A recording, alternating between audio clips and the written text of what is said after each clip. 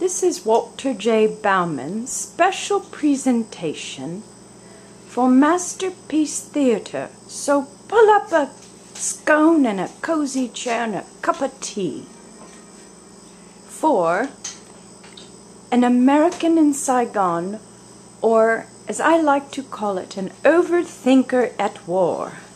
Okay, shall we start? I have Go. to give some background. Go. Okay, I was in Vietnam for 1 year. I'd been there 6 months working with computer programs as a junior officer, a second lieutenant, and I had not encountered any attacks or threats working in Saigon. Even though 6 months before there had been numerous rocket attacks on the base, I had not been a one in the 6 months I was there when this incident happened. I worked in an office and I lived on the barracks on the air base, Tan Son Nhut. Now, in the after the 6 months, after the first 6 months that I was there, they installed an air raid system, an air raid siren on the base, and I had been on a business trip. I came back, and to my amazement, there was an air raid siren there, and we'd never ever been attacked when I was there. And they told me they were going to test it at noon every day. So at work, I'd sit there and I'd hear the siren go off at noon, and I thought, well, big deal. There's been no real war that I felt in the 6 months I was there. I was in the habit, mind you, of eating lunch and supper at the officers' club, where officers ate. But they didn't sell milkshakes, so I ate my milkshakes at the PX cafeteria, which is like the department store cafeteria for the air base, but only enlisted men generally ate there. And I was a junior officer. They tended to avoid the place, feeling uncomfortable, I thought, around enlisted men. But they also told me the food was bad, but they had good milkshakes. So, I'd been back for a week from travel. The siren had been tested for this air raid system for about a week or 8 days. And one evening, I decided to go get a milkshake at the PX cafeteria, living on post. I went there, and I got my shake at the cafeteria. And I then went out of the cafeteria looking for a place to sit. There were like 100 enlisted men. We called them grunts because they were dressed in muddy clothes because they'd been in the jungle. They were out where the real fighting was. I was on a big air base. They were just visiting, you might say, most of them. And I wanted to sit at a table by myself. And there were tables where I could sit by myself, even though there were lots, maybe 100 or more of these grunts around. Found a table right near the cafeteria where I was facing, where I got the shake, and could just look at the cafeteria where I was getting my shake and feeling comfortable, just seeing nothing but a cafeteria. All the people, I couldn't see them. Behind me, to my side, started to sip my shake. One sip, and I heard the siren. And I thought, huh, strange. What time is it? 10 minutes to 10 at night. 10 minutes to 10 at night. I thought, that's a strange time to test that siren. So I take another shake, and I heard clunk, clunk, clunk, clunk, clunk, clunk, clunk, clunk, clunk, clunk, clunk, clunk, clunk, clunk, in the back of me. So I put my shake down, I looked to my left, and there were all these tables where grunts were. There's nobody sitting there anymore. They're all gone in just a few seconds. I look around me, in the back, nobody there either. They're all gone, another 40, 30 or so. So then I look to my right, where the door is to the PX cafeteria, and there's a whole bunch of grunts that are rushing and squeezing, squeezing into that one door to get out in one heck of a hurry. They're looking like this. And I thought, they might know something happening. Huh? I get my shake and just casually go over. They've all cleared the door now. I go to the door, I stand out the door. There are 5 steps going to the ground. There's a big yard here. And I see everybody totally flat on the ground. Everybody, and quiet, totally quiet. And like they're all dead. But I know they're just lying down. Something happening? I thought, is this an attack, I thought? I haven't seen an attack.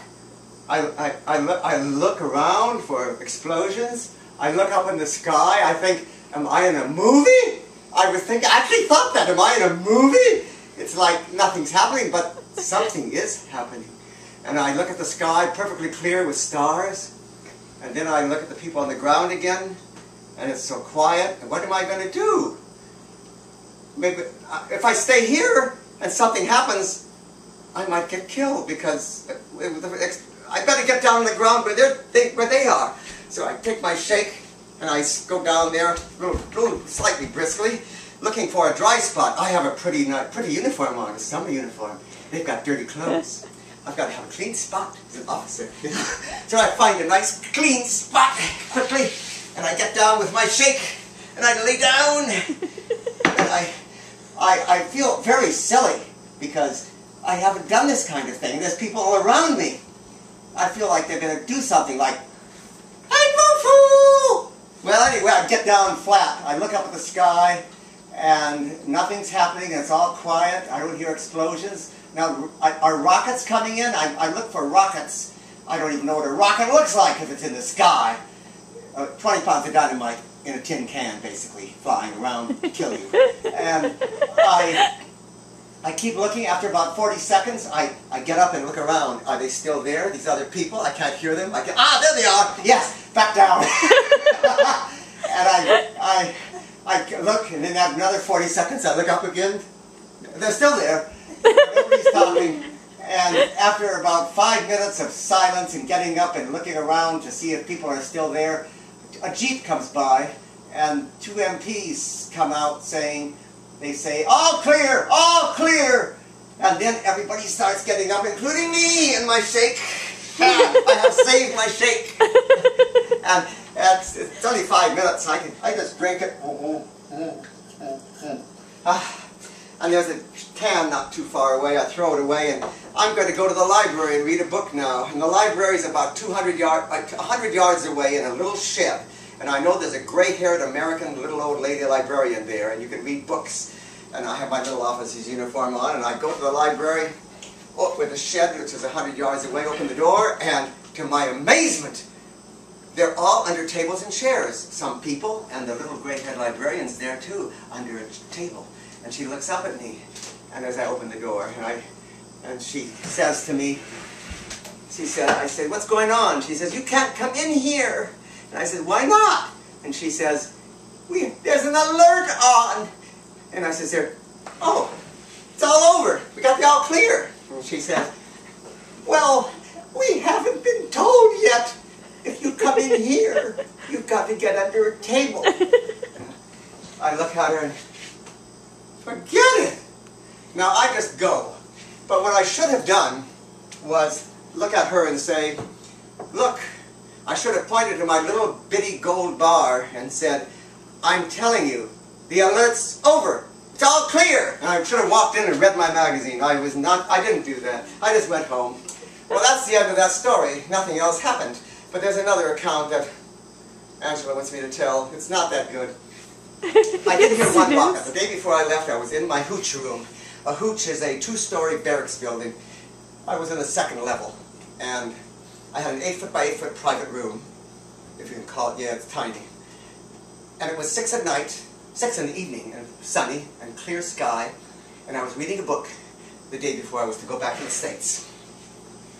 And while I was reading, and I knew what a rocket was supposed to sound like, because I had been told by people it sounds exactly like a long crack of thunder, a loud crack. I knew that. I had not heard one in the whole year. And I was reading my book, and I hear a whoosh, and then crack.